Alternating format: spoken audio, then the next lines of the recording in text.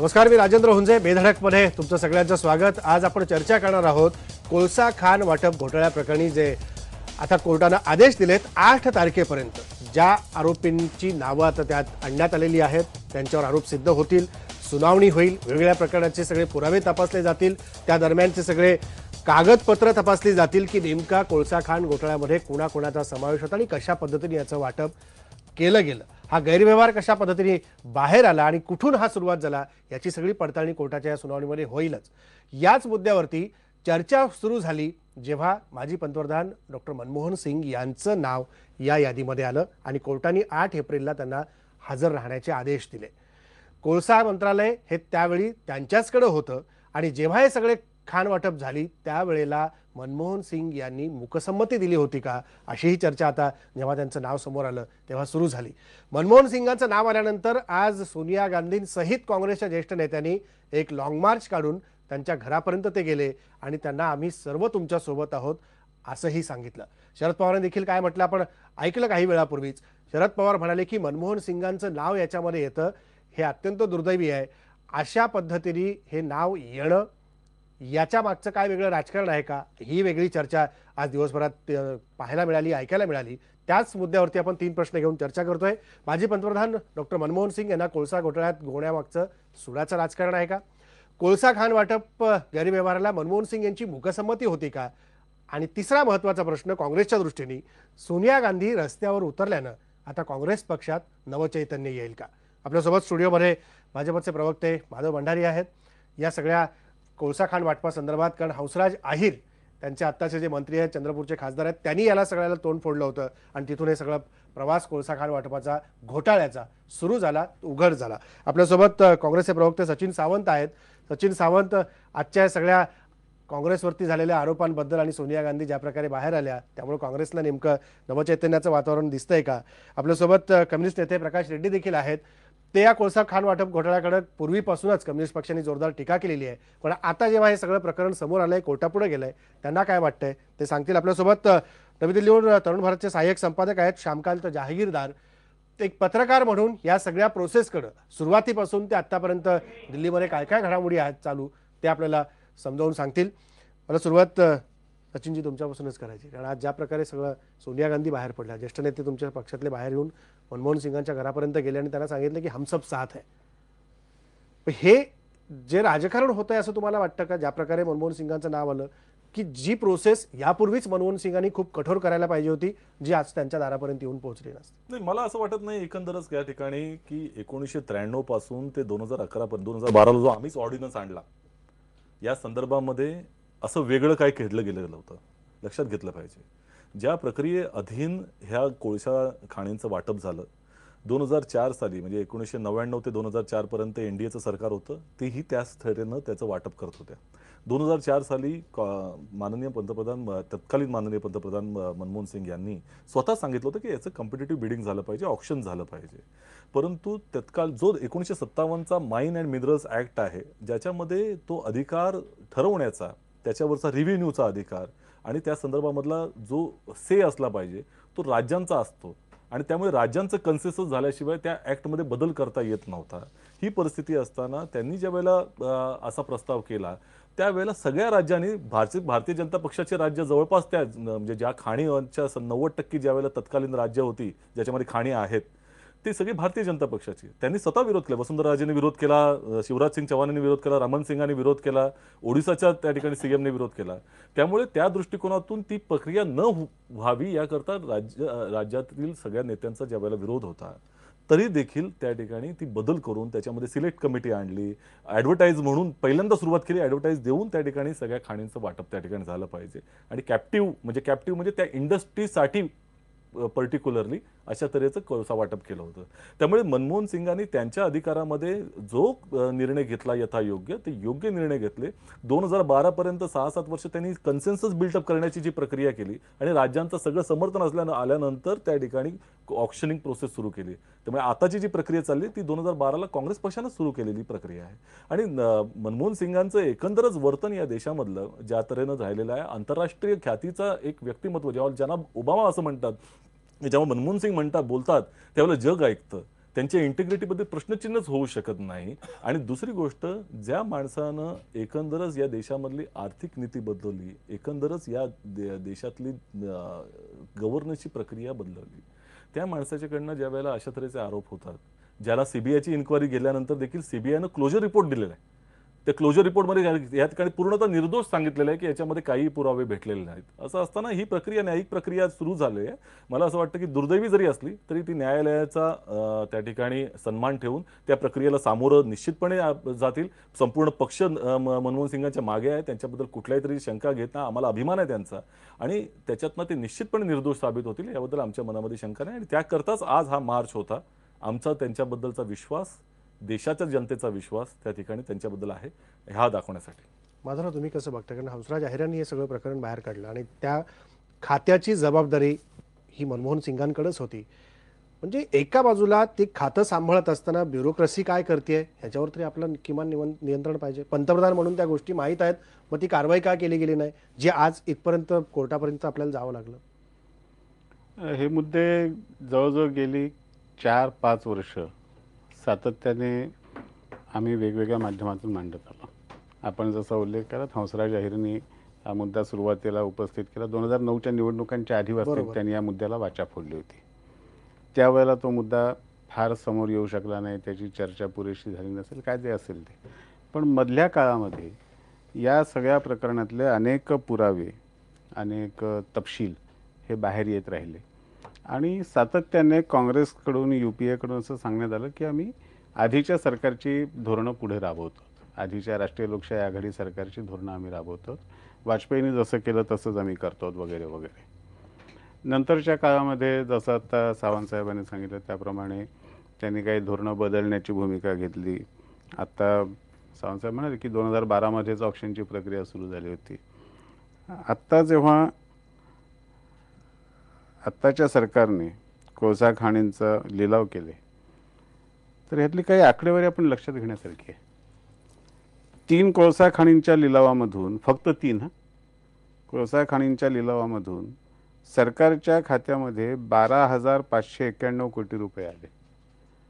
आणि त्याच्यापेक्षा जेव्हा आधी सर्व खाणींचे लिलाव झाले होते, सर्व, त्यावेळेला सरकारच्या खात्यामध्ये 1.43 लाख कोटी आले होते.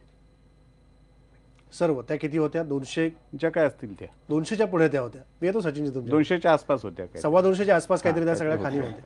तर हा जो फरक आहे, आता ह्या फरकाचं आपण विश्लेषण काय करायचं? मी समर्थनाकडे जात नाही. 3 खाणीमधनं 12,500 कोटी रुपये आले हां. आणि 200 देऊन तिथे 1.5 लाख की 1.25 लाख कोटी रुपये आले. हां. बरोबर. हां. हे काय तफावत आहे? त्या दिवशी जे तरी नरेंद्र मोदींनी भाषण केलं आणि सांगितलं आम्हाला एवढे मिळणार आहेत वगैरे, अभिप्रेत आहे अशा तऱ्हेच्या ऑक्शन प्रोसेसमध्ये. खऱ्या अर्थानं हा कोळसा खाणींच्या संदर्भातला ऑक्शनचा जो प्रोसेस आहे तो इतका कॉम्प्लेक्स आहे. तो कदाचित त्याची कॉम्प्लेक्सिटी किंवा त्याच्यातलं जो काही एकंदरच त्याच्यातला खऱ्या अर्थाचा अक्स जो आहे तो त्यांना खऱ्या अर्थाने कळलाय की नाही ह्याबाबत प्रश्नचिन्ह आलं. म्हणजे कोणत्या बाबतीत तुम्हाला म्हणायचं की ही जे काँग्रेसला कळलं होतं ते झालं नाही, यांना कळलं नाही असं पाहिजे. म्हणायचं. ऑक्शनिंग प्रोसेस ही डिफाईन करताना त्यामध्ये त्याचा मूळ गाभा काय होता, तुम्ही 2012चा ऑर्डिनन्स जर वाचला असेल त्यावेळेला, त्याच्यामध्ये असं लिहिलेलं आहे की ह्या देशामधल्या स्टील, सिमेंट आणि इलेक्ट्रिसिटी ह्या अत्यंत महत्त्वाच्या सेक्टरना बूस्टिंग देण्यासाठी त्यांना बाहेरनं कोळसा आयात करावा लागतो, त्याच्यामुळे यातले भाव वाढतात. आणि इन्फ्रास्ट्रक्चर, जो डेव्हलपिंग कंट्री आहे आपली, विकसनशील देश आहे, त्याच्यामध्ये जर तुम्हाला पायाभूत सुविधा द्यायची असतील, त्यामध्ये जर तुम्हाला वाढायचं असेल, प्रगती करायचं असेल, तर त्याला कोळसा हा माफक दरामध्ये आपल्याला इंधन म्हणून द्यायला लागतो. तुम्ही जर 2Gचा घेतला, 2Gचा रेट आपण कमी ठेवला, त्याच्यामुळं आज सामान्य कामगाराच्या हातात देखील मोबाईल दिसतो. 3G तेवढा दिसत नाही, 3G वापरताना सामान्य माणूस दिसत नाही. तशाच तऱ्हेचं हे इंधन जे आहे ते तुम्हाला स्वस्त द्यायचं असेल तर ते परवडण्याच्या भावामध्ये दिलं पाहिजे, पहिली गोष्ट. त्यामुळे सरकार हे किंमत घेऊन विकणारं सरकार नसतं, व्यापारी नाही, व्यापाराला चालना देणारं सरकार असतं.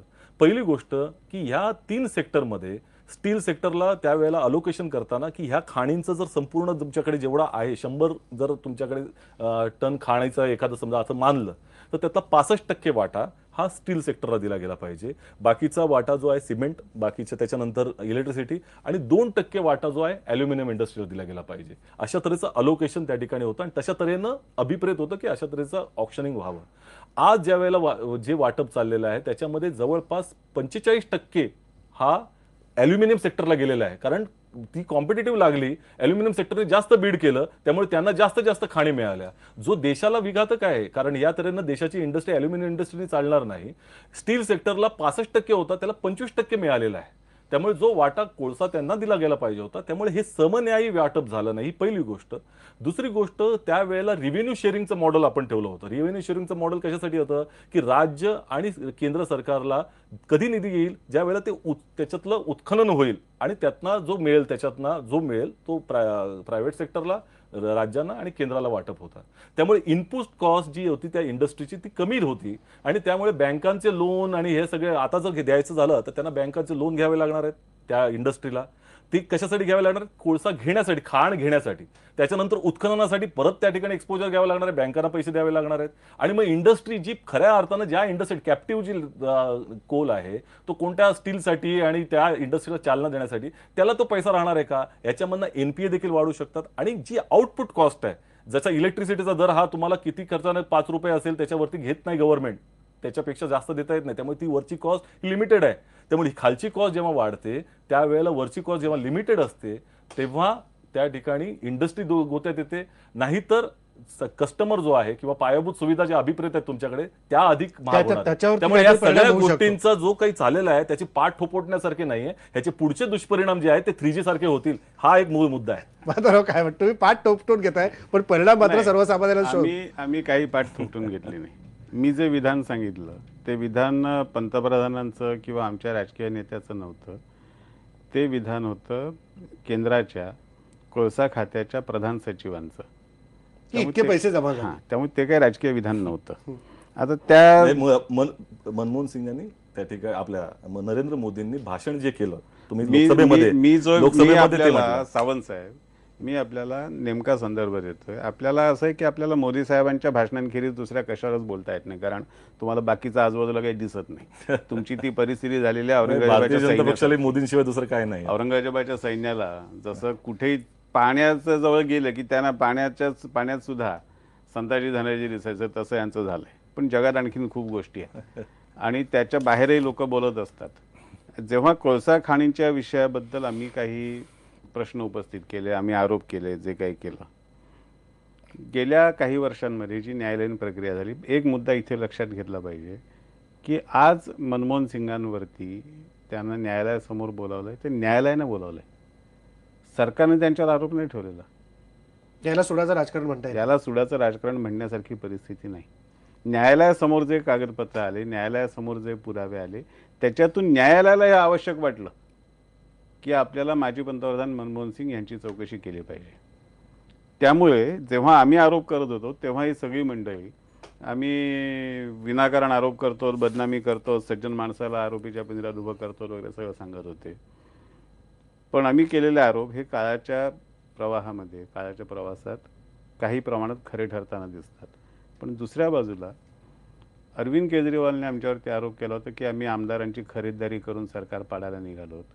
ते तर आरोप खोटे सिद्ध झाले आणि खुद्द केजरीवाल आमदारांची खरेदीदारी करत होता हे दिसून आलं. नाही, का कोळशाला तुम्हाला ते केजरीवालचं जोडून नाव घेतलं. घेतल्यानंतर तुम्हाला अडचण काय झाली? नाही, कोळशाच्या मुद्द्याला जोडून देत. कोळशाच्या नाही, मुद्द्यावर जीव आपण डायव्हर्ट होत नाही. मुद्द्याला जोडूनच सांगतोय की आम्ही केलेले आरोप मी हे मधल्या काळामध्ये त्याच्यात तथ्य आहे हे दिसून आलं आणि ते तथ्य दिसून आलं म्हणून माजी पंतप्रधानांना न्यायालयासमोर बोलवण्याची गरज निर्माण झाली. आता ती process पंतप्रधान काय पुढे मनमोहन जाईल? सिंग मी प्रोसेस परत पुढे जाईल. मला रेड्डी तुम्हाला काय माजी म्हणायचं की या पंतप्रधान सगळ्या मनमोहन सिंग नाही, येतो परत माधवराव तुमच्याकडे एकदा. पहिली तुमच्या- गोष्ट हे लक्षात ठेवा की हे सुरू कधी झालं की कॅगनी रिपोर्ट दिला तेव्हा सुरू झालं. म्हणजे बीजेपीनी काही त्याच्या मागे हा भ्रष्टाचार झालाय म्हणून काही हे टाकलंय, नंतर झालं. नंतर त्याच्यामध्ये नाही, थांबा, थांबा. एक मिनिट, नाही, नाही, तुम्हाला मी आधी दुरुस्त करतो. हंसराज अहिरनी कॅगच्या खूप आधीपासून हा मुद्दा उपस्थित केला. 2012 साली कॅगनी रिपोर्ट दिला. 2004 ते पण 2000 हंसराज अहिरेनं तर 2010 हे मुद्दे बाहेर काढले. 2004 पण हे जेव्हा सुरू झालं मुख्य पण त्याच्यानंतर त्याचा कॅगने पुढे सुरू मुख्य काम जो केलं का? गाभा आहे त्याला तो हे मिळाला म्हणजे बेस मिळाला तो कॅगच्या रिपोर्टने मिळाला. कॅगने सांगितलं की जवळजवळ 1,86,000 कोटीचा त्या ठिकाणी लॉस झालेला आहे. त्या लॉसवर जेव्हा चर्चा झाली व्हायला लागली तेव्हा दृष्टिकोनात काय आलं, आता काही लोकांचीच फक्त नावं घेतली जातात. बरोबर आहे, आता पंतप्रधानांच्या ही जी आता केस आहे त्याच्यामध्ये कुमार मंगलम बिर्ला म्हणजे बिर्लाच्या कंपन्या आहेत त्याच्यामध्ये, पण त्यांनी जो हे दाखवलंय लॉस त्याच्यामध्ये जिंडाल आहे, त्याच्यामध्ये संचेती आहे. त्यांनी जो ऍक्च्युली जे पहिल्यांदा रिपोर्ट आणला त्याच्यामध्ये टाटा आहे. त्यामुळे वेगवेगळे जे कॉर्पोरेट सेक्टर आहेत त्यांनी फायदा घेतलेला आहे. कॅगनी आपल्या समोर आणलं.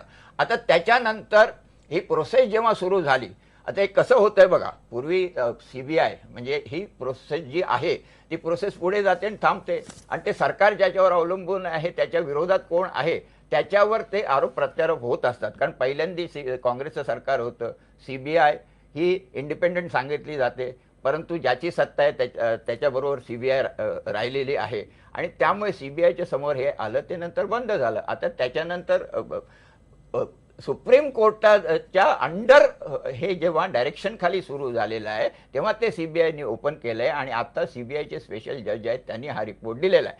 पहिल्यांदा हा लॉस कोणाचा झालेला आहे, मनमोहन सिंगाची आता जरी केस घेतली तरी नेव्हल लिग्नाइट कॉर्पोरेशन आहे म्हणजे पब्लिक सेक्टरमध्ये देशातल्या खाणी आणि देशातली जी खनिज संपत्ती आहे त्याला कॅप्टिव्ह बनवून ते संबंध कायदे धाब्यावर बसून ते कॉर्पोरेट्सना विकण्याचे प्रकार हे पूर्वी झालेले आहेत, आताही होत आहेत वेगवेगळ्या प्रकारे आणि तो लॉस हा देशाचा झालेला आहे आणि कॅगने हे पुढे आणलेला आहे. आता त्याच्यात काय मनमोहन सिंगावर आक्षेप घेतला गेलेला आहे तो पुढे आक्षेपाबद्दल आपण बोलूया. रेड्डी साहेब, आक्षेपांबद्दल बोलूया. मी येतो सचिनजी, मला जहागीरदारांचं मत घ्यायचं आणि आपण परत ही चर्चा पुढे ठेवू.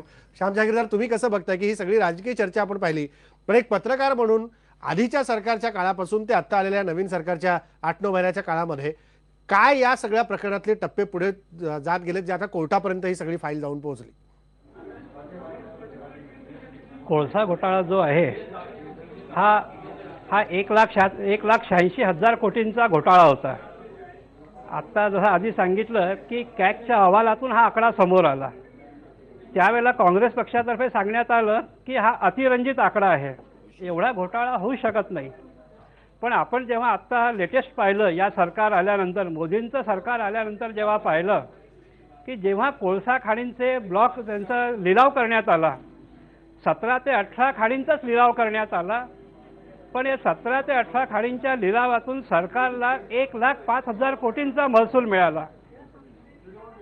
म्हणजे आपल्या लक्षात येईल की कॅगने जो रिपोर्ट दिला होता तो अतिशय अचूक होता. त्याच्यामध्ये कोणतीही म्हणजे अवास्तव असा रिपोर्ट नव्हता, एक्झॅक्युरेटेड रिपोर्ट नव्हता. त्याच्यामुळे जवळपास 200 खाणी ज्या आहेत, 200 किंवा त्यापेक्षा जास्त कोळसा खाणी आपल्या देशात आहे, तर त्यांचा जेव्हा आपण लिलाव करू तेव्हा सरकारी तिजोरीमध्ये किती भर पडेल हे आपल्या लक्षात येणार आहे. तर हा जो कोळसा घोटाळा आहे याच्यामध्ये आधी चर्चा एकदम सुरू झाली की मनमोहन सिंग यांना आरोपी केल्यामुळे, पण मनमोहन सिंग म्हणजे पंतप्रधान म्हणून त्यांना या याच्यात काही आरोपी केलं नाही आहे. पंतप्रधान म्हणून त्यांचा या घोटाळ्यात कोणताच सहभाग त्यावेळेला नव्हता. पण पंतप्रधान असताना त्यांनी कोळसा खातं स्वतःकडे ठेवलं होतं आणि कोळसा खात्याचे जे लिलाव आहे, खाणींचे जे लिलाव आहे त्याचा सगळा जो हे आहे म्हणजे ट्रान्झॅक्शन आहे, ती प्रोसेस आहे त्याची त्यांच्या सह्यांनी झालेली आहे, त्यांच्या स्वाक्षऱ्यांनी झालेली आहे. त्याच्यामुळे पंतप्रधान म्हणून जरी नसलं तरी कोळसा मंत्री म्हणून ते आपली या प्रकरणातली जबाबदारी टाळू शकत नाहीये. बरोबर की कोळसा मंत्री म्हणून या प्रकरणातली जबाबदारी. मी येतो ब्रेक नंतर सचिनजी, ब्रेक नंतर त्याच्या उत्तराने आपण सुरुवात करू. ब्रेकची वेळ झाली आहे, ब्रेक घेऊ. की कोळसा मंत्री म्हणून पंतप्रधान जरी मनमोहन सिंग राहिले असले तरी कोळसा मंत्री म्हणून त्यांना ही जबाबदारी झटकता येणार नाही आणि म्हणून मग प्रश्न उपस्थित होतो की या सगळ्याला त्यांची मूकसंमती होती का, ज्यावर ते आजपर्यंत बोलले नाहीये. त्याच्याविषयी बोलू ब्रेक नंतर.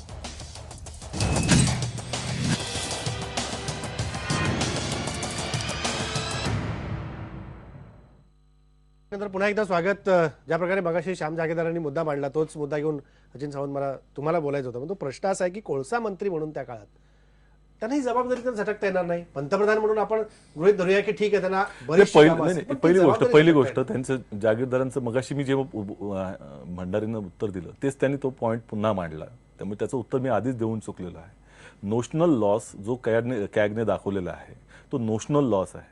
त्यामुळे त्याच्याने तो घोटाळा झाला असं म्हणणं अत्यंत चुकीचं आहे. ते कुठेही झालेलं नाही. अजूनही 1,86,000 कोटीची चर्चा ना कोर्ट करतंय ना कुठेही तशा तऱ्हेचं त्या ठिकाणी सीबीआयने देखील म्हटलेलं आहे. पण आता नाही, त्या पहिली सुनावणीत गोष्ट पुढे होईल की नाही चर्चा? नाही, नाही, विषय काय, विषय असा आहे की तुमची धोरणात्मक जेव्हा निर्णय घेत असताना त्यावेळेला ज्या मगाशी आता सांगितलं कॅगने 57 खाणींच्या संदर्भामध्ये सांगितलं होतं. 57 खाणींचा घोटाळा त्या ठिकाणी आहे असं कॅगचं म्हणणं होतं. त्यातल्या जी प्रक्रिया जो 1957चा माइन्स अँड मिनरल ऍक्टच्या नुसार राज्यांचा रिव्हेन्यू असला पाहिजे, त्याच्यावरती हक्क असला पाहिजे. कारण राज्यांच्या लँडवरती, कारण रिव्हेन्यू मॉडेल त्यांच्याकडे असतं, त्या खाणी त्यांच्या ह्याच्यामध्ये असतात आणि फेडरल स्ट्रक्चरमध्ये राज्यांना महत्त्व दिलं गेलं पाहिजे, त्यांचा अधिकार असला पाहिजे. हा मिनरल ऍक्ट मधला जो विषय होता त्याच्यानुसार त्याच्या अनुषंगानं ज्या वेळेला 2004 साली पहिल्यांदा आम्ही ऑक्शनिंगची पंतप्रधान मनमोहन सिंग त्यावेळेला होते, त्यांनी सांगितलं, त्यावेळेला सगळ्या राज्यांनी विरोध केला होता. म्हणजे शिवराज सिंग चौहान त्यांनी ते एकाला खाणी द्यावी म्हणून त्या तिकडे उपोषण देखील केलं होतं, हेही लक्षात घेतलं पाहिजे. वसुंधरा राजेंनी केला होता, रमण सिंगांनी केला, ओडिसाच्या मुख्यमंत्र्यांनी केला. आणि त्यानंतर ह्या 57 खाणींच्या संदर्भात ज्या वेळेला आलं त्यातल्या 54 खाणी ह्या भाजपा शासित प्रदेशातल्या मुख्यमंत्र्यांनी समर्थन करून पाठवलेल्या खाणी आहेत. म्हणजे त्या ठिकाणी ह्यांना दिलं पाहिजे अशा तऱ्हेचा. आणि जी सिलेक्ट कमिटी होती, म्हणजे दिल्लीला सिलेक्ट कमिटी त्यावेळेला काढली होती, त्याच्यामध्ये राज्यांचा प्रतिनिधी होता. त्या राज्याच्या प्रतिनिधी देखील त्याला समर्थन केलेलं की ह्यांनाच दिलं पाहिजे, त्यांनाच खाणी दिलेल्या आहेत त्या. त्यामुळे जी आता तालबीराच्या संदर्भामध्ये जे चाललेलं आहे, हिंदाल्कोला दिली पाहिजे, त्याचं आग्रहाचं पत्र हे कोणी पाठवलं होतं? तो ओडिसाच्या मुख्यमंत्र्यांनी पाठवलं होतं. काय सांगितलं होतं त्याच्यामध्ये की आमच्या राज्याचा रोजगार हा ॲल्युमिनियम इंडस्ट्रीशी जुडलेला आहे, त्यामुळे ॲल्युमिनियम इंडस्ट्री ही वाढण्याकरता हिंदाल्कोच्या प्रोजेक्टला तुम्ही खाण दिली पाहिजे, हा आमचा आग्रह आहे. त्याचबरोबर त्या ठिकाणी एम्प्लॉयमेंट जी वाढणार आहे ती अशा प्रोजेक्टने वाढणार आहे, त्यामुळे तुम्ही हिंदाल्कोला द्या असा आग्रह कोणाचा होता? पण जे काही ओडिसाच्या झालंय मुख्यमंत्र्यांचा. वाटप ह्याची जबाबदारी तर झटकता येणार नाही. नाही, सचिन सावंत मला तोच मुद्दा असं म्हणायचा. आहे, पहिली गोष्ट जबाबदारी ही झटकता येणं किंवा नाही येणं हा त्या ठिकाणी गुन्हा घडलाय की नाही घडलाय याच्यावर अवलंबून आहे. त्या ती न्यायिक प्रक्रिया चालू आहे, त्याच्यातून निश्चितपणे न्यायिक प्रक्रिया सुरू आहे. परंतु तुम्ही लक्षात घ्या, प्रकाश रेड्डी, तुम्हाला काय वाटतं की एकच विषय सीबीआयनं स्वतः सांगितलंय, त्याचा क्लोजर रिपोर्ट दिलेला आहे की ह्याच्यामध्ये काहीही तथ्य नाही आहे. त्याच्यानंतर ही प्रक्रिया चालली आहे. त्यामुळे काही हे लक्षात तथ्य घेतलं नाही पाहिजे. असं सीबीआय म्हणते, पण आता गुन्हा तिकडे गेलेलाच आहे. पुन्हा होईल तो तसं register. होईल. तुम्ही काय बघाल की हे झालंय ते वास्तव आहे, नाकारून तर कसं चालेल आपल्याला? हे जे नोशनल लॉस म्हणतात, म्हणजे देशाला इतकं 1,86,000 कोटींनी बुडवून सुद्धा धीटपणे सांगायचं की हे नोशनल लॉस आहे, म्हणजे हे भयानक प्रकरण आहे. नाही, नाही, नाही. सुप्रीम कोर्टानं ऑब्झर्वेशन दिलंय, कोर्टानं ऑब्झर्वेशन दिलेलं आहे की नॅचरल चुकीचं बोलू नका. पहिली गोष्ट असं आहे, सुप्रीम कोर्टाचं कोर्टाचे ऑब्झर्वेशन आहे, observations नॅचरल रिसोर्सेसचा अधिकार हा गव्हर्नमेंटने त्यांचा मुद्दा पूर्ण करून आपण परत येऊ. बोला, मुद्दा पूर्ण करा. नाही भरकटत नाही चर्चा कुठंच, मुद्दा पूर्ण करा. ते भरकट होत नाही, नाही, कारण हा. त्यांनी म्हणजे मुद्दा काय आहे कोर्टाचं की opinion सांगितलं तुम्हाला. कोर्टाचं ओपिनियन असं नाहीये की त्याच्यामध्ये असंच आहे. लॉस झालेला नाही म्हणून. असंच आहे. किंवा नाही, नाही. म्हणजे कोर्टाचं कोर्ट opinion काय असंच आहे. करताय, कोर्ट काय करताय की जो लॉस झालेला आहे ते मॉनिटर करताय कोर्ट, त्यामुळे त्या गोष्टी बाहेर पडतात. आता हे म्हणतात म्हणजे कोर्टाने असं सांगितलं की त्याच्यात नाही, सीबीआय कोणाच्या हातात होती पूर्वी, यांच्या अंडर होती, त्यामुळे ते कोर्टाकडे म्हणजे सीबीआय कडे गेलं, त्यांनी म्हणजे सांगितलं आता हे आपल्याला. जबाबदारी झटकतात असं तुम्हाला म्हणायचं? जबाबदारी नाही ढकलत, हे सगळं झालेलं असतंय, लपवण्याचं काम करतायत. अरे कोर्ट आहे, आता विचारत आहे. कोर्टाने असं नाही, आता कोर्ट ठरवतंय. कोर्टाखाली केस चालू, तरी लपवतं कसं? कोर्टाच्या खाली केस चालू आहे. त्यांनी सीबीआयला सांगितलं रिओपन करा आता, आणि शिवाय सीबीआय आता जे नवीन सरकार आले त्यांच्या हाताखाली गेले, त्यामुळे म्हणजे नेमकं काय म्हणायचं प्रकाश रेड्डी? हे उघड करतायत, ते झाकून ठेवतायत. आता उघड कोणी करायला पाहिजे? कोर्टाने करायला या पाहिजे. देशातल्या कम्युनिस्ट हे पक्षासारखे झाले. पहिल्यांदा मांडला की हा जो लॉस झालेला आहे तो लॉस करण्यामध्ये कॉर्पोरेट सेक्शन आहे, आणि कॉर्पोरेट सेक्शनला पाठीराखे काँग्रेस आणि बीजेपी हे दोन्ही पक्ष आहेत. त्यामुळे या ज्या लॉसला हे दोन्ही पक्ष जबाबदार आहेत, आणि त्यामुळे आपण बघा ना, ज्या म्हणजे आता कोर्ट काय याच्यात करणार नाही असं म्हणायचं? लूट झालेली आहे, यांनी केलेली आहे लूट. नाही कोर्ट म्हणतोय, कोर्ट काय करेल की नाही? कोर्ट तर चालू आहे ना, कोर्टच्या खाली एसआयटीच्या खाली सीबीआय आहे. मग माझं ते म्हणतात की सीबीआय आता त्याच्यामध्ये- त्यांच्याकडे पूर्वी होता, तर तुमच्या आता छत्राखाली त्या आली. त्यामुळे त्यामुळे ह्याच्यात काय पुढे घडणारच नाही. डायरेक्शन नाही, कोर्ट त्या सीबीआयला डायरेक्शन दिलं जातंय आणि त्याच्यामुळे ती अंडर आहे.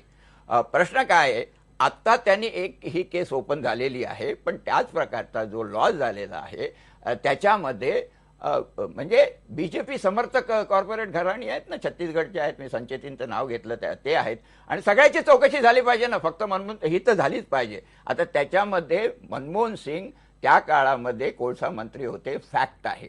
आणि त्यामुळे मनमोहन सिंग जेव्हा हे मंत्री होते तेव्हाच हे प्रकरण घडलेलं आहे आणि त्यामुळे हे इन्व्हेस्टिगेशन चालू राहिलं पाहिजे, मनमोहन सिंग असेल किंवा कोणी असो. आणि त्याचप्रमाणे या सगळ्या खाणींची जे काही आहे त्याचंही इन्व्हेस्टिगेशन बरोबर, investigation तर सुरू राहिलं पाहिजे, म्हणजे कोर्टात हे त्यासाठीच थांबता गेलेलं. का? मी कोर्टात मगाशी त्यासाठीच CBI यांच्या गेलेलं. खाली गेल्याचा उल्लेख का केला? कदाचित तेवढंच पुरतं ते इन्व्हेस्टिगेशन होईल आणि थांबेल. बाकीच्या माधवराव, हे असं सरकार करेल असं काही- इन्व्हेस्टिगेशन भले ते मुळात- संचेतीपर्यंत असो किंवा मनमोहन नाही, सिंगांपर्यंत मुळात एक आपण लक्षात घ्या की समजा हे जसं म्हणतात की भाजपशी काय भाजपचे समर्थक कॉर्पोरेट्स त्याच्यामध्ये वगैरे आहेत. आता न्यायालयाने एकदा चौकशी चालू केल्यानंतर न्यायालय एकाची चौकशी करेल आणि दुसऱ्याची करणार नाही असं जर त्यांना म्हणायचं असेल तर देशाच्या न्यायव्यवस्थेवर त्यांचा विश्वास नाही असं होईल. आणि त्याच्यामध्ये मी त्यांच्याकडून माझे काही वेगळी अपेक्षा नाही, कारण त्यांचा मुळात देशाच्या संविधानावर विश्वास नाहीये. त्यामुळे कम्युनिस्टांकडून मी वेगळ्या चर्चेची बिर्ला ग्रुप बद्दलच न होता रेड्डी बाकी साहेब सगळ्यांबद्दल व्हावं असं रेड्डी आपलं साहेब म्हणणं आता आहे. दुसऱ्याला बोलायला द्यायचे, आपण थोडं कम्युनिस्टांपेक्षा वेगळं वागायचा प्रयत्न करा. मगाचपर्यंत आपण बोलत आहात, मी तुम्हाला कुठे अडवलं नाही. तुम्ही त्यामुळे आता बोलत पूर्ण होता, बोलू द्या. त्यामुळे तुम्ही पूर्ण बोलू द्या, तुम्ही आमच्यावर काहीतरी हे कारण तुमच्यावर नाही, तुमच्यावरती आक्षेप आक्षेप घेण्यासारखच आहे. त्यांचा मुद्दा समजावून घेऊ, त्यांचा मुद्दा समजावून घेऊ आपण. माझा माधवराव आक्षेपच तुम्ही आहे. नाही माधवराव तुम्ही बोला, तुम्ही बोला. त्यांचा मुद्दा रेड्डी रेड्डी साहेब समजावून घेऊ, नंतर आपण पुढे जाऊ. बोला. त्यामुळे हे जे काही त्यांना म्हणायचं आहे ते त्यांनी म्हणावं. कम्युनिस्टांकडून काही वेगळी अपेक्षा नाही, कारण मुळात त्यांचा या देशाच्या संविधानावर सुद्धा फारसा विश्वास नाही. त्यांचा विश्वास फक्त हिंसाचारावर आहे, पण तो वेगळा विषय आहे. आता काही त्यात मी जात नाही. तो कोळशात नको यायला. कोळसात नको यायला. उलट्या बोंबा म्हणतात. आणि कोळशाच्या बाबतीत हा जो विषय आहे, कपिल सिब्बल आता जे सावंत साहेब सांगतायत ना, कपिल सिब्बलने हे स्वतः संसदेत म्हटलं होतं की झिरो लॉस, त्यांचा शब्द होता झिरो लॉस म्हणून. आणि ते सगळं झाल्यानंतर ज्या वेळेला सीबीआयने हा क्लोजर रिपोर्ट दिला त्यावेळेला सीबीआय तेव्हाच्या पंतप्रधानांच्या अधिपत्याखाली काम करत होती. तेव्हाचे पंतप्रधान मनमोहन सिंग होते. आता मनमोहन सिंगांची जबाबदारी काय, पंतप्रधान म्हणून होती का कोळसा मंत्री म्हणून होती, या सगळ्या चर्चेला खरं तर काही अर्थ नाही. प्रत्येक घोटाळा जो त्या 10 वर्षांच्या काळामध्ये उभा राहिला, मग तो CWGचा असू दे, कॉमनवेल्थ गेम्सचा असू दे, 2Gचा असू दे, कोळशाचा असू दे, शेवटी त्या सगळ्या ठिकाणी शेवटचा टप्पा जो आहे तो दरवेळेला तेव्हाचे पंतप्रधान मनमोहन सिंग यांच्यापर्यंतच येऊन थांबला. कॉमनवेल्थ गेम्सच्या बाबतीत ह्याच वाहिनीवरती अनेक कागदपत्र मी स्वतःच आपल्याला सादर केली की ज्याच्यामध्ये त्यांच्याच मंत्र्यांनी, म्हणजे आम्ही सोडा, त्यांच्या मंत्रिमंडळातले मंत्री सुनील दत्त, त्यांच्या मंत्रिमंडळातले आणखीन 2 मंत्री यांनी पुन्हा पुन्हा सांगून सुद्धा कॉमनवेल्थ गेम्समध्ये या पद्धतीने घोटाळे चालले, ते थांबवण्याचा प्रयत्न करा हे सांगून सुद्धा पंतप्रधानांनी त्या मंत्र्यांना मंत्रिपदावरून काढलं. पण त्यांनी जे आक्षेप उपस्थित केले होते त्याला काही कारवाई केली नाही. हे कॉमनवेल्थ गेम्सचं वस्तुस्थिती आहे. 2G स्पेक्ट्रमच्या बाबतीत शेवटी हेच झालं. प्रत्येक ठिकाणी शेवटी जाऊन ती फाईल मनमोहन सिंगाच्याच टेबलावर थांबलेली दिसून आली. आणि आता कोळशांच्या बाबतीत ते स्वतः मंत्रालय त्यांच्याकडे होतं. त्यामुळे ही जबाबदारी त्यांच्यावर पंतप्रधान म्हणून आणि कोळसा मंत्री म्हणून दोन्ही मार्गाने येते. आणि ह्या जबाबदारीचं जे काही चौकशी होईल त्याच्यातून शेवटी न्यायालयीन प्रक्रियेतून सत्य काय ते समोर येईल. अगदी थोडक्यात ब्रेक. नाही, पहिली गोष्ट अशी आहे की ही जी प्रक्रिया झाली ना ती प्रक्रिया यांच्या 99 ते 2004चं जे सरकार होतं त्याच्यामध्ये देखील तशाच प्रक्रियेने झाली होती. त्यामुळे असं काही वेगळं घडलेलं आहे असं नाही. आज ज्या तऱ्हेनं मी मगाशी सांगितलं 57 पैकी 54 खाणी भाजपच्या मुख्यमंत्र्यांनी ज्या वेळेला सांगितलं ह्यांनाच द्या, त्यांनाच दिले. त्यामुळे ह्यांची जबाबदारी घडत नाही. कॅगने त्याच्या ताशीर ओढून 1,80,000 कोटी 1 लाख रुपये बुडाले असं म्हटलं. परंतु त्यामुळे वेगळं नाही, सगळं दोन समोर. गोष्टी नाही, लक्षात घ्या. याच्यामध्ये- दोन गोष्टी भंडारी साहेब, आता मला बोलू द्या, तुम्ही बोला. 1,86,000 कोटी हा नोशनल लॉ जो कॅगने दाखवला त्याच्यामध्ये सुप्रीम कोर्टाच्या ज्या प्रोसेसमध्ये हा 1,86,000 कोटीचा घोटाळ्याच्या संदर्भामध्ये झालेला आहे असं कुठेही आलेलं नाही, कुठल्याही इन्क्वायरीमध्ये आलेलं नाही. सुप्रीम कोर्टाचे ऑब्झर्वेशन आहेत नॅचरल रिसोर्सेसच्या संदर्भामध्ये आणि त्यांनी त्यावेळेला त्यांचं वक्तव्य मांडलेलं आहे, जे मगाशी मी यांना सांगत होतो की नॅचरल रिसोर्सेस हे धोरणात्मक पद्धतीने गेलं पाहिजे, ते कुठल्या प्राइसिंगने गेलं पाहिजे हा शासनाने ठरवायचा विषय असतो. आजही तुम्ही ज्यावेळेला सबसिडी देता तो शासनाचा विषय असतो, निर्धारित असतो. लाखो कोटीची जेव्हा सबसिडी ज्यावेळेला जात असते त्यावेळेला तुम्ही म्हणत नाही की गव्हर्नमेंटचा लॉस झाला. ज्यावेळेला 2Gचा आपण अंडर प्राइसिंग मध्ये विकला त्यावेळेला तो 20 पैशाला दर होऊ शकला, जो 32 रुपयाचा होता तो अंडर प्राइसिंगने विकला नसता तर त्यावेळेला 32 रुपयेच राहिला असता. त्यामुळे हे सगळ्या गोष्टी जे आहेत हे धोरणात्मक निर्णय आहेत आणि त्या धोरणात्मक निर्णयाची सगळ्या प्रक्रियेमध्ये न्यायिक प्रक्रियेमध्ये जाणार आहे आपण. ते कोळसा खान वाटप धोरणात्मक झालं असं आपण म्हणायचं. निश्चितपणे धोरणात्मक झालेला आहे. जो कायदा 2012 ब्रेक घ्यायचा, अगदी एका वेळेत ब्रेक घ्यायचा. की कॅगने प्रत्येक खाणीमध्ये त्यांनी खाण नेम केलेलं आहे. त्यांनी जे म्हटलं की कुठल्या खाणीमध्ये काय ते कॅगने अॅक्युरेट खाणीमागे किती लॉस झालाय ते सांगितलेलं आहे आणि कुठल्या कंपनीला लॉस झालाय आता कोर्ट ते सगळं सविस्तर तपासेल. कोर्ट ते सगळं सविस्तर तपासेल. 1% कोळसाही उत्खनन झालेला नाही, तो कोळसा तिथेच आहे. कोळसा तिथेच आहे, मग घोटाळा कुठे झाला हा खरा मुद्दा आहे. ब्रेक घेऊ. ब्रेक नंतर परत मोठा चर्चा घोटाळा करू. आहे. कोळसा तिथेच आहे.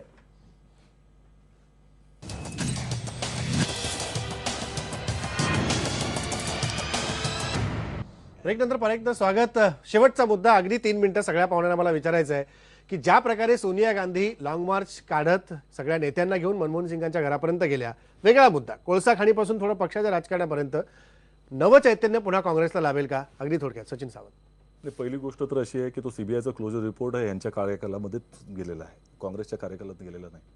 ज्या तऱ्हेनं सोनिया गांधींच्या संदर्भामध्ये एक म्हणतं, सोनिया गांधी ह्या काँग्रेसच्या अध्यक्ष आहेत, काँग्रेसच्या नेते आहेत. त्यामुळे नवचैतन्य हा विषय जर पाहायला गेला तर त्या ठिकाणी पक्षाला पराभव जय हे होत राहतात लोकशाहीमध्ये. 1998ला त्यांचा ज्यावेळेला काँग्रेस अध्यक्ष त्या झाल्या, त्यांनी भार घेतला, त्यावेळेला कोणीच म्हटलं नव्हतं आम्ही त्या निवडणूक हरलो होतो. पण त्यानंतर दलग 2 निवडणुका 2004 आणि 2009च्या आम्ही जिंकलेलो आहोत. 10 वर्ष आम्ही सत्तेमध्ये आहोत. आता कुठेतरी सत्तांतर झालेलं आहे. भविष्यामध्ये निश्चित काँग्रेस 129 वर्षाचा पक्ष आहे. नेतृत्व वेगवेगळे आले तरी देखील त्या ठिकाणी चेतना जी आहे ती कार्यकर्त्यांपासून विचारांची चेतना आहे आणि निश्चितपणे जनतेचा पाठिंबा आहे. त्यामुळे नवचैतन्य हे हा जर प्रकार असेल तर ते चैतन्य काँग्रेस पक्षामध्ये आहे आणि वेळोवेळी बदल आम्ही आमच्या विचारधारेमध्ये कार्यप्रणाली पद्धतीमध्ये करून स्वतःला रिलेव्हंट ठेवलेलं आहे. त्यामुळे ते चैतन्य हरवलं नव्हतं असं म्हणायचं. निश्चितपणे नाही येणार आहे. परत येणार आहोत. आता यांची पायाखालची वाळू सरसर झालेली आहे. पाहताय जग, देशही पाहतोय.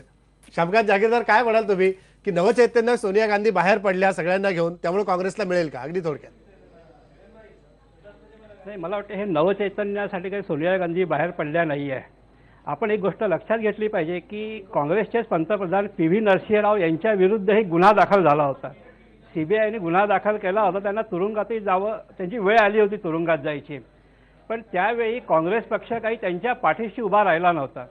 नरसिंहरावांना अगदी पूर्णपणे काँग्रेसनी वाऱ्यावर सोडलं होतं.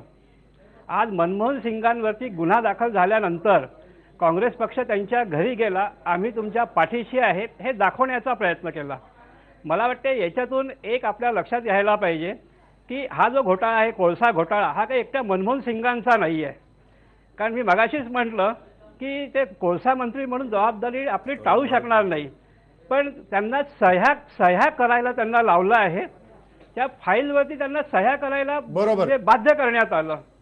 त्याच्यामुळे त्या सह्या त्यांनी स्वतःहून केल्या नाही. आपण एक गोष्ट आणखीन लक्षात घ्यायला पाहिजे की कोळसा घोटाळा जेव्हा अगदी चरम सीमेवर होता, प्रचंड टीका ज्यावेळी देशात सुरू होती, त्यावेळी मनमोहन सिंगांनी म्हटलं होतं की हे मी एकट्याने केलं नाही आहे आणि याच्या मागची जी काही कारणं आहेत ती मी म्हणजे जाहीर करेल, हे मनमोहन सिंगांनी म्हटलं होतं. बरोबर आहे सर. आपण जेव्हा काँग्रेस पक्षाला एक भीती वाटते आहे, काँग्रेस पक्षाला भीती वाटते आहे की आपण आज जर मनमोहन सिंगांच्या पाठीशी उभं राहिलो नाही तर ते जी काही हा कोळसा घोटाळ्यामागची वस्तुस्थिती आहे ते जनतेसमोर आणतील आणि त्यामुळे हे सगळं जागीरदार नाही बोलत, तरुण भारत बोलतोय. माझा अगदी थोडक्यात वेळ संपलाय, मी येतो तुमच्याकडे. पहिली गोष्ट म्हणजे सोनिया गांधींनी लॉंग मार्च वगैरे जे काय फार मोठे शब्द आपण वापरलेत, त्या एका ठिकाणून त्यांच्या घरापर्यंत चालत गेले आणि त्यांच्यावर काँग्रेसचे नेते होते. त्या रस्त्यावर उतरले असंही म्हणण्याचं काही कारण नाही आहे. आणि सगळं ज्याला नवचैतन्याची भाषा करताय तर नवचैतन्य आणणारे युवराज राहुल गांधी नव्हतेच त्याच्यात. म्हणजे पुन्हा ह्या त्यांच्या भूमिकेला राहुल गांधींची संमती आहे की नाही प्रश्न शिल्लकच आहे. कारण राहुल गांधी हे राजकारणातल्या स्वच्छ राजकारणाचे आग्रही आहेत. भ्रष्टाचाराला त्यांचा विरोध आहे, त्यांना भ्रष्टाचार निपटून काढायचा आहे आणि हे म्हणणारा राहुल गांधी त्यात नव्हते. त्यामुळे हे नवचैतन्य वगैरे सगळे मुद्दे बाजूला आहेत. वस्तुस्थिती ही आहे की मनमोहन सिंगांच्या कार्यकाळात जेवढे घोटाळे झाले ते सगळ्यांच्या फायली जरी मनमोहन सिंगाच्या टेबलापर्यंत जाऊन थांबत असल्या तरी सुद्धा त्याच्या मागे मनमोहन सिंगांपेक्षा सुद्धा काही मोठी माणसं होती आणि ती मोठी माणसं कोण असतील ती आता कोर्टात सगळ्या कोर्टात समोर येईल. एकाही मंत्र्यावर एकही FIR अजून त्याची भीती काँग्रेसला वाईट वाटते. अगदी थोडक्यात माझा वेळ संपलाय. अगदी थोडक्यात त्याच्यामध्ये म्हणजे देशाचं 1,80,000 कोटीचं नुकसान जे झालेलं आहे कोळशाच्या गैरवाटपामुळे आणि कॉर्पोरेट सेक्टरचा फायदा झालेला आहे, याच्याबद्दल सोनिया गांधींनी मार्च काढला तर देशाच्या जनतेची त्यांना सहानुभूती मिळणार नाही. त्यामुळे नवचैतन्य वगैरे काही मिळणार नाही. देशामध्ये जे प्रश्न आहेत, आता शेतकरी उद्ध्वस्त होतोय त्या ठिकाणी, SEZ येत आहेत, शेतकरी आत्महत्या करतायत, अनेक घराचा प्रश्न आहे, पिण्याच्या पाण्याचा प्रश्न आहे, म्हणजे हेल्थचा प्रश्न आहे, नोकऱ्यांचा प्रश्न आहे. अशा प्रश्नावर जर काही काँग्रेसने मूलभूत केलं, आणि ते करणार नाहीत, कारण भाजप असो किंवा काँग्रेस असो, दोन्ही कॉर्पोरेट आपण अशा घराण्यांना करूया की पाठिंबा सरकार या देणारे गोष्टी आहेत. पुढे करत त्यामुळे राहील. असं आपण नवचैतन्य सरकार येणारच. पुढे काय करते याच्यावर आशा करूया. नवचैतन्य येणारच नाही. वेळ माझा संपलेला आहे. मात्र हे नवचैतन्य येईल की नाही ह्या चर्चेचा पुढच्या टप्प्यातला एक भाग आहे. मात्र कोळसा खाण वाटपातल्या घोटाळ्याप्रकरणी 8 एप्रिलला कोर्ट काय ताशेरे ओढतं यावर पुन्हा एकदा सविस्तर चर्चा करण्यासाठी पुन्हा भेटू. इथंच थांबू. पहा फक्त आहे